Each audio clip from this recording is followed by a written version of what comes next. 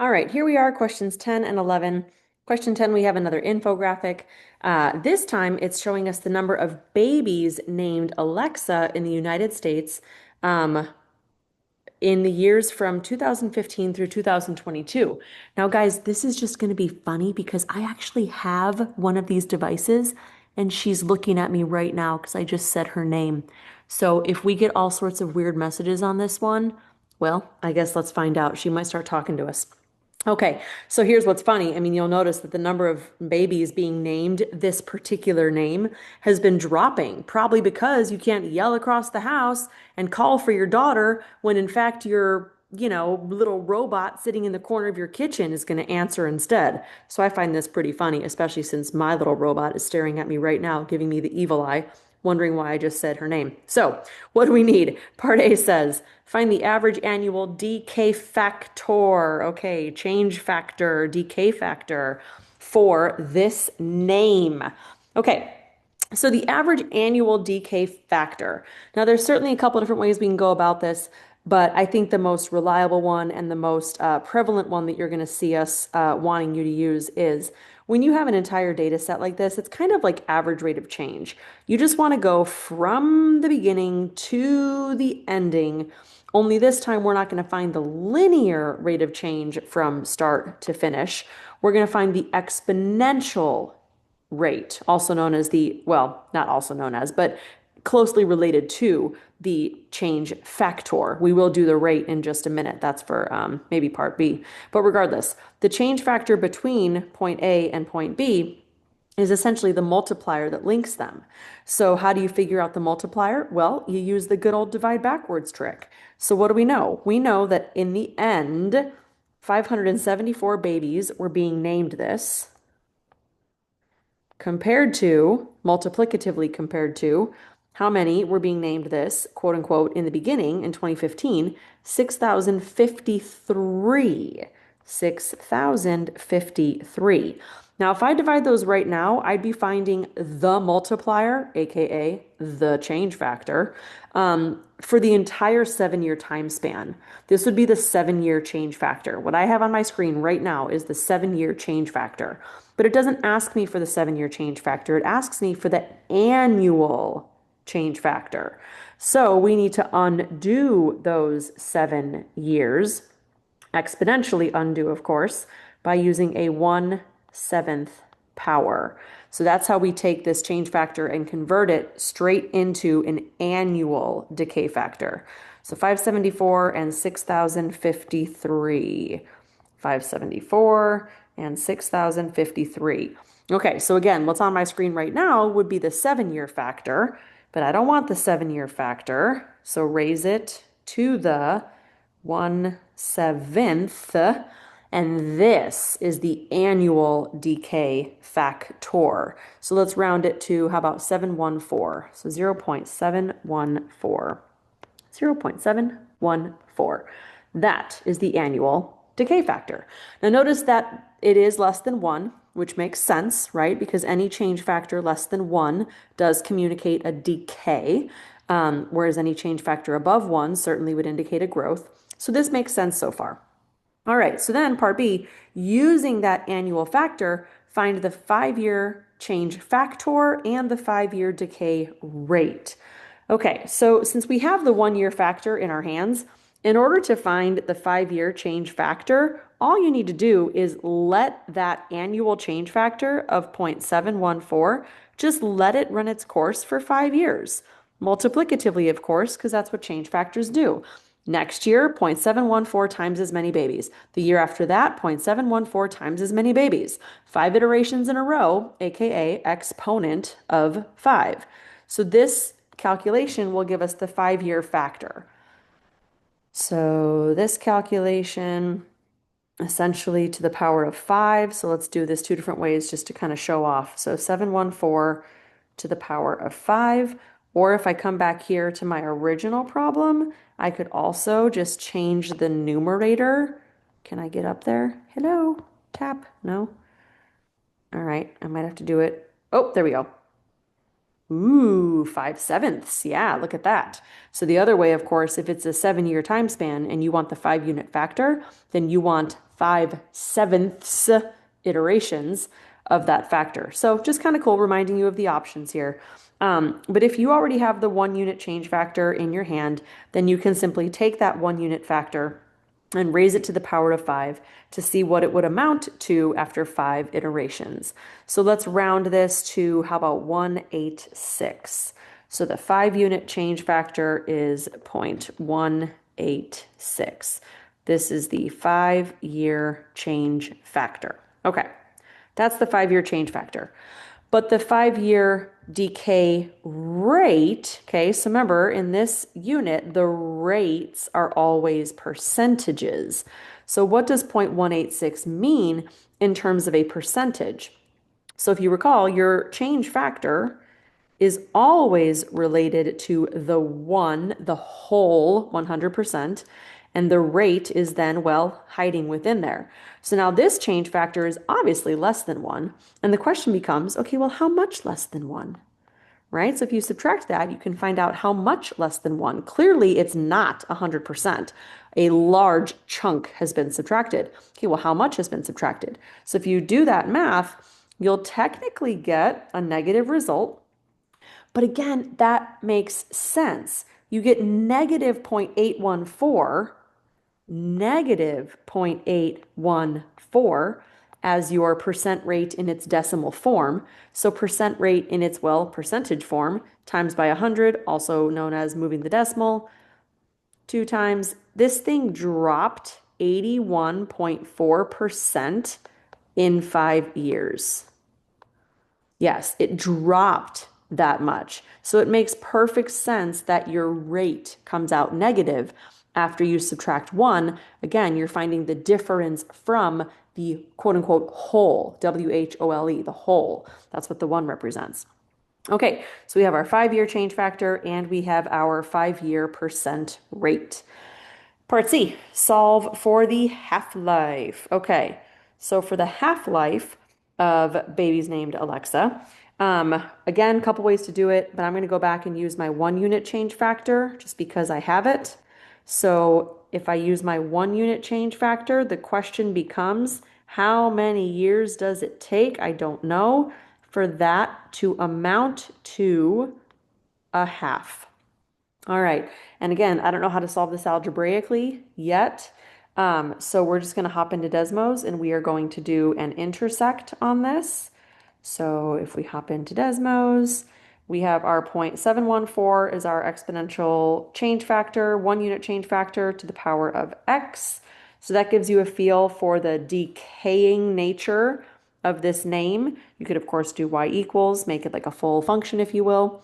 So this kind of represents what's happening to the babies named Alexa. And we now want to know when that reaches an output value of 0.5. And it turns out it's going to take 2.05, we'll round it to 2.058 years. So 2.058 years. So we get 2.058 comma 0.5. And similar to the previous question, what that tells us is, yes, in 2 years, half as many babies are going to be named this, but it's going to happen in the next 2 years too. So 2 years from 2015, half as many babies are going to be named this. 2 years after that, cut in half again. 2 years after that, cut in half again. That's what the half-life means. So it's every 2.058 years. The number of babies named Alexa is cut in half.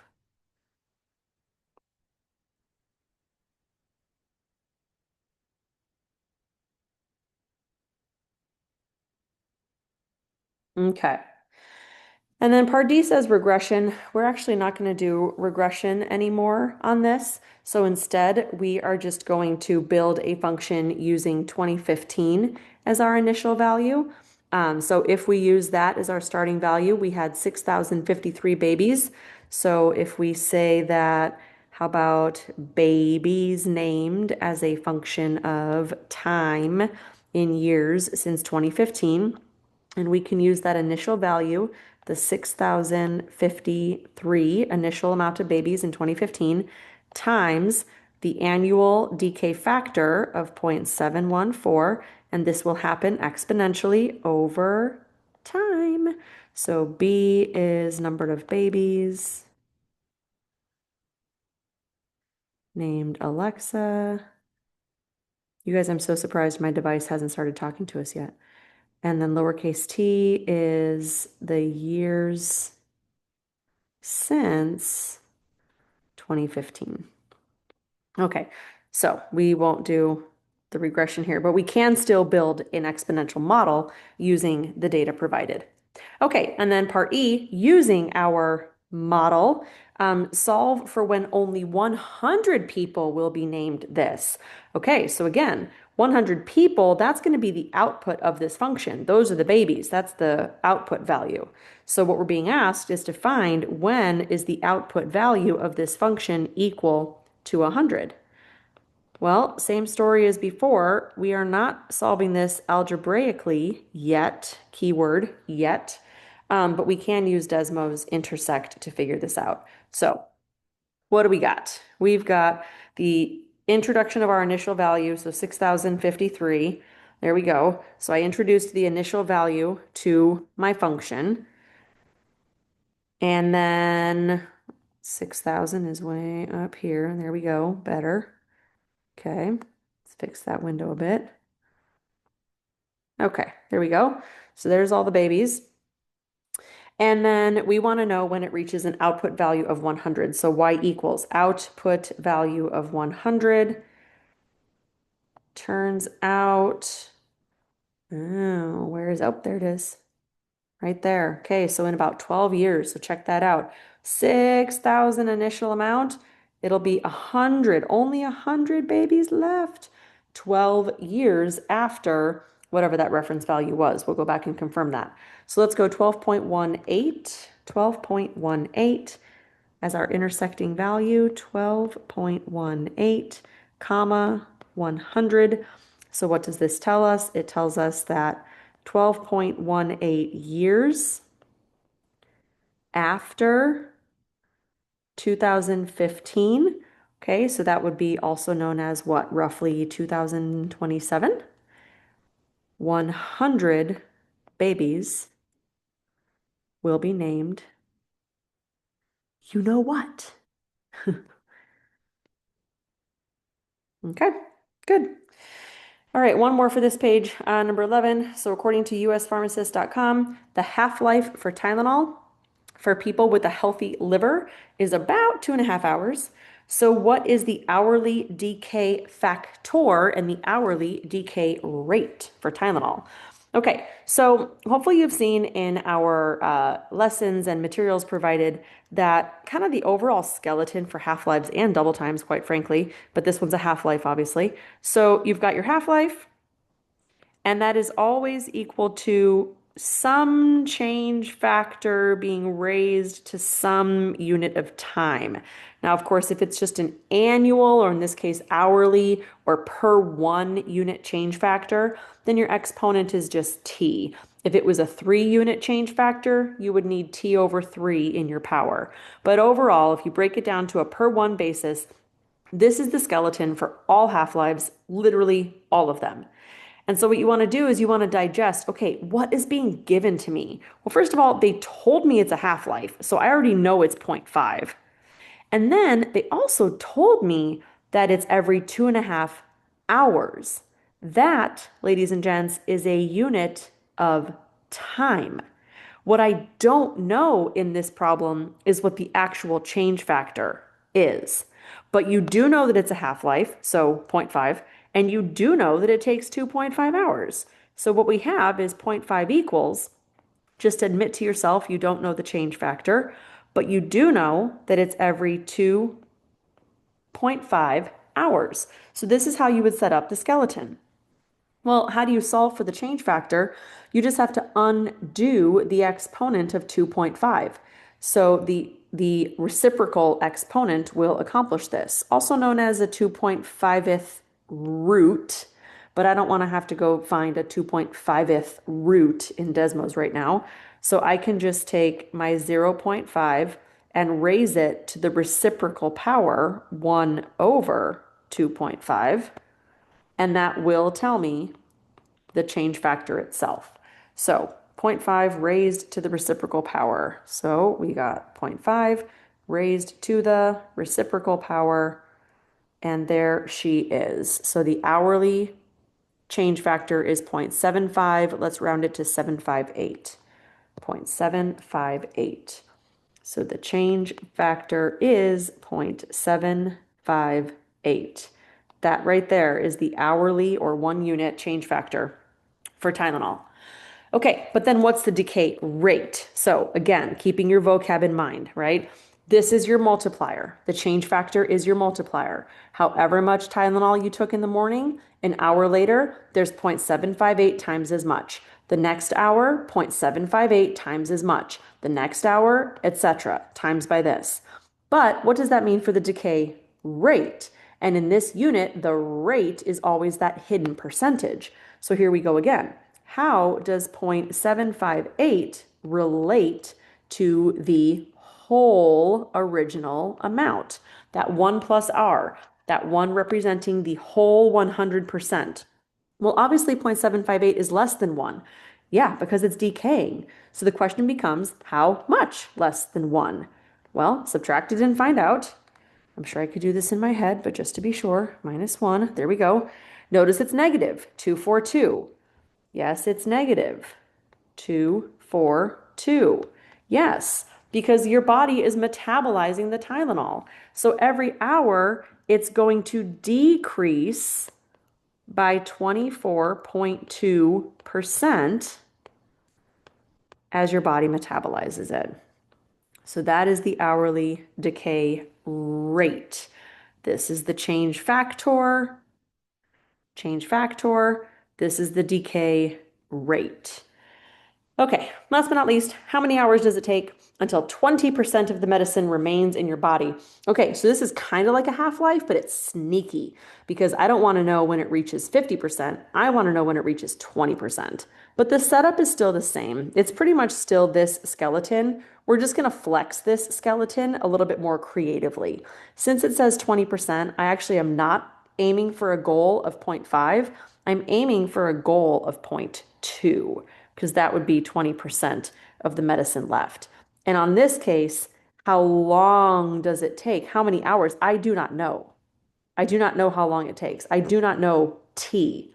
But thanks to our previous work, I do know the change factor now.